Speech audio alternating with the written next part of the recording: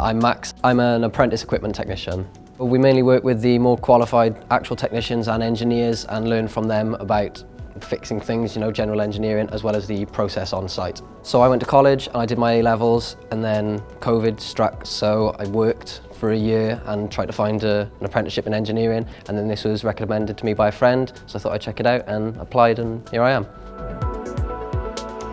I chose to do an apprenticeship because I wanted hands-on experience. I'd done 13 years in school and obviously you learn a lot of theory stuff, but I wanted hands-on real-world experience, and the reason I chose Nexperia is because it's different to everywhere else. They do a lot of physics stuff which I was interested in. I did A-level physics, and some of the stuff here is something you won't find anywhere else. Every day the skills I use are hands-on. Obviously we're fixing things, so you're using tools, and then also problem solving. That's a large part of engineering, is figuring out what's causing things to go wrong and then how to fix that. You're also working with other people, like I said, working with engineers and figuring out how to fix things, working with each other, bouncing off each other.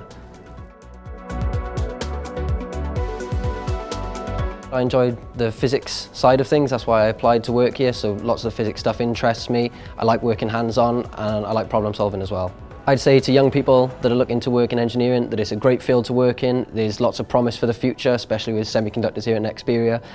It can be used everywhere around the world. We have sites in Germany and all of Asia, so you've got great experience to travel as well.